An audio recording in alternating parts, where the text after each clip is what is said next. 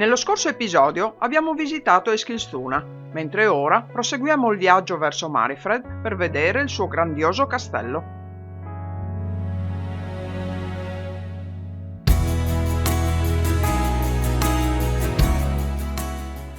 Il castello Gripsholm è tra i possedimenti della corona dal XV secolo.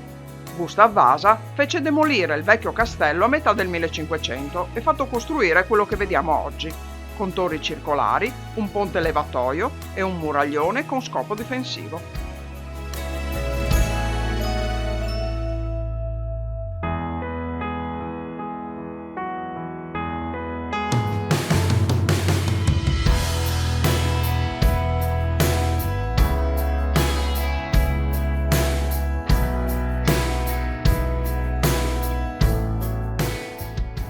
Il castello si trova sulla sponda del lago Malaren e in passato è stato utilizzato anche come prigione, mentre oggi attira molte persone anche per un semplice picnic in un luogo meraviglioso.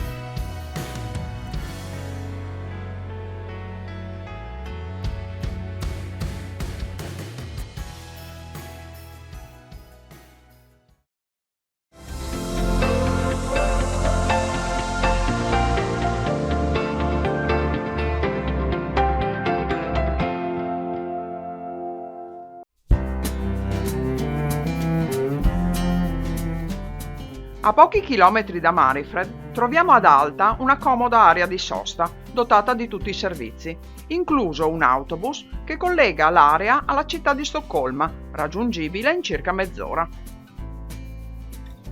Noi oggi decidiamo di fare una lunga passeggiata nei dintorni dell'area di sosta e scopriamo incantevoli scorci sul lago, circondato da boschetti con sentieri ben tenuti e segnalati.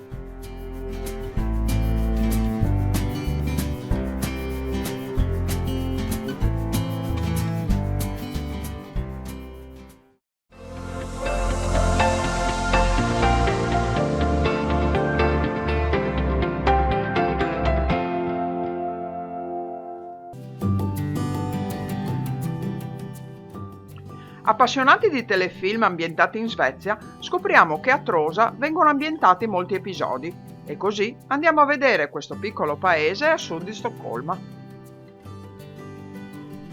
Troviamo una bella area di sosta camper e decidiamo di fermarci per la notte, ma dopo cena la curiosità è tanta e facciamo una breve passeggiata dal porticciolo al piccolo centro del paese.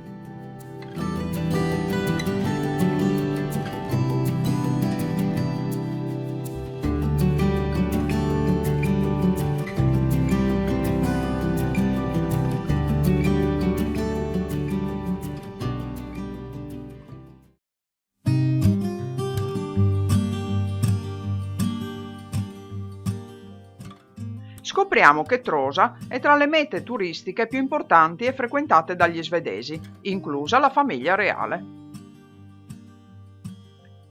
Alla fine di agosto è bassa stagione e molti ristoranti hanno già chiuso, ma troviamo molte imbarcazioni ormeggiate, forse dei residenti, per i quali muoversi in barca è un'abitudine quotidiana.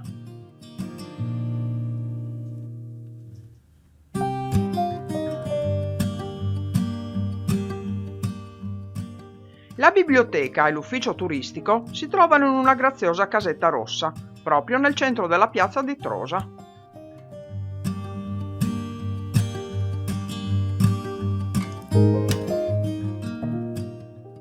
Una vecchia cabina telefonica ormai inutilizzata contiene molti libri che possono essere presi in prestito.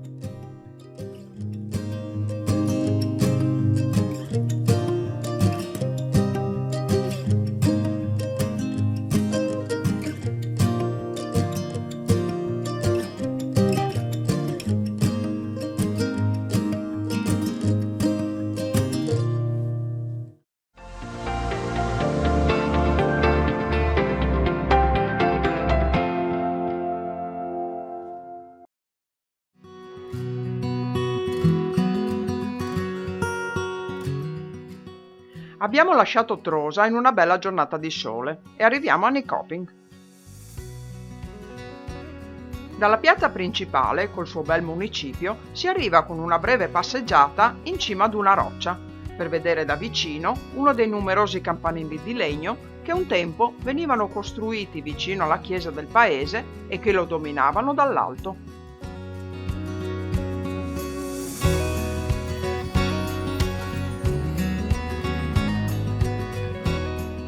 Il castello medievale di Nyköping è famoso per un banchetto del 1300 che doveva essere di riconciliazione. Invece fu organizzato dal re per arrestare i suoi due fratelli, che poi lasciò morire di fame nella prigione del castello.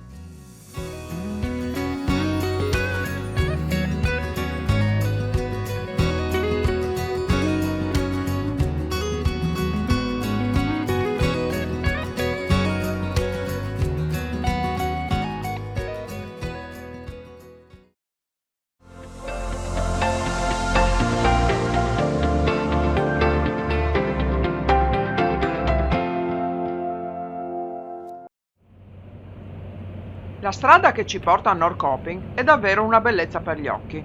Dal verde scuro degli alberi si passa al fucsia dell'erica, che cresce sulla roccia che delimita la strada.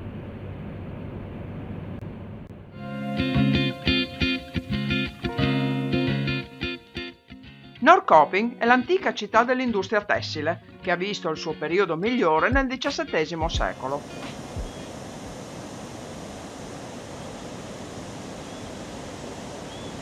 I vecchi edifici in mattoni rossi che ospitavano le fabbriche sono stati restaurati e collegati fra loro da piccoli ponti e passerelle pedonali. Anche i canali, che oggi non hanno più la funzione di un tempo, ricordano che grazie a loro le fabbriche avevano energia elettrica per i loro macchinari. In mezzo agli edifici industriali si possono visitare alcuni musei interessanti, come lo Stadsmuseum.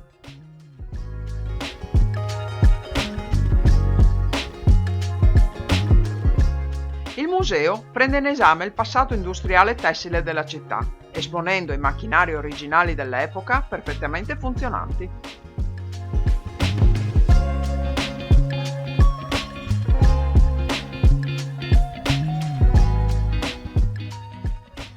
Alcuni telai meccanici sono davvero sorprendenti. Forse non ci si rende conto, usando un tessuto colorato, di quanto sofisticate siano le macchine che lo producono.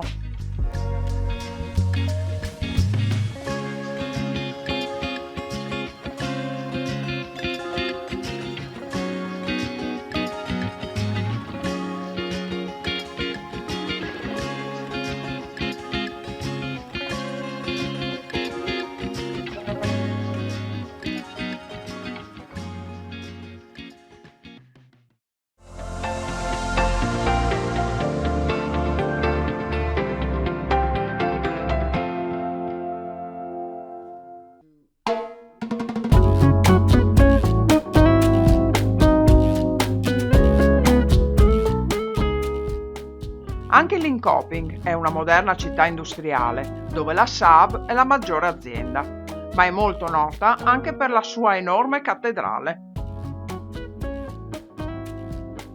È stata realizzata nel Medioevo con blocchi di pietra calcarea e il suo campanile è alto ben 107 metri. Le sue fondamenta furono gettate nel 1250 e quando fu finita era la più grande della Svezia.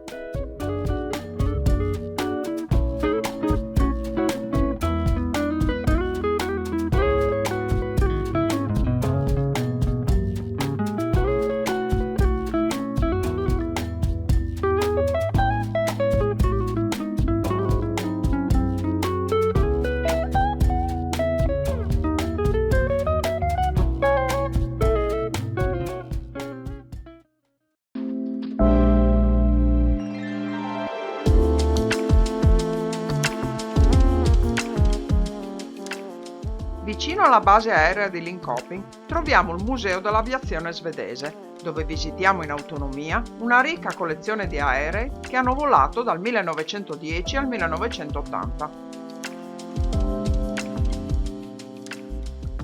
In mostra ci sono aerei italiani e di altre nazioni europee, ma l'aviazione svedese si riconosce dal simbolo blu e giallo con 3 corone. Ditt läge 20 km väster Gotska Sound, ryggen fri, caratteristiche. La Svezia si trova a metà tra la Russia e gli Stati Uniti e durante la guerra fredda ha vissuto momenti di paura. Un ampio spazio è stato dedicato al relitto di un DC-3 svedese abbattuto da cacciarussi nel 1952. Solo recentemente i russi ammisero la loro colpa e nel 2002 il relitto è stato recuperato dal fondo del Mar Baltico, ricostruito e riposto in una teca in questo museo.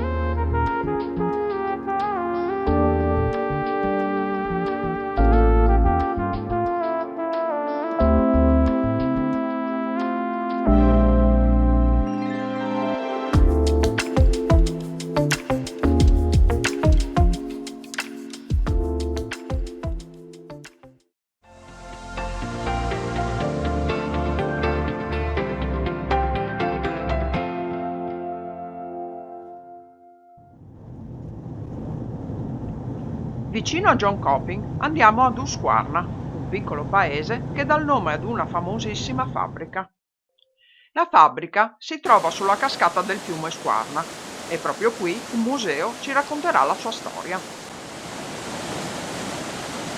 Fondata nel 1689, la fabbrica iniziò la sua produzione di fucili destinati all'esercito svedese, ma nel 1872 la fabbrica iniziò a diversificare in vari settori, producendo inizialmente macchine da cucire ed elettrodomestici, poi biciclette, motociclette e in seguito attrezzature da giardino e motoseghe.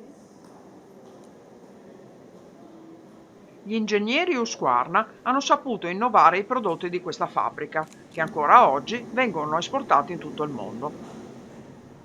Molti degli elettrodomestici che usiamo oggi in cucina sono stati migliorati e resi più funzionali proprio dagli ingegneri di Husqvarna.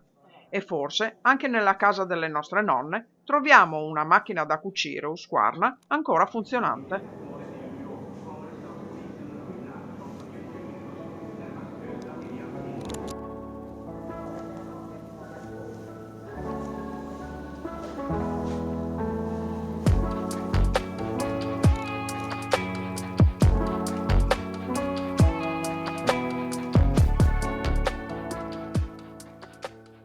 Riprendiamo la strada perché siamo sempre alla ricerca di notizie curiose, anche in paesi poco conosciuti, e se volete continuare a seguirci potete iscrivervi al canale e noi aspettiamo le vostre impressioni, che ci aiuteranno a crescere e migliorare. Ciao!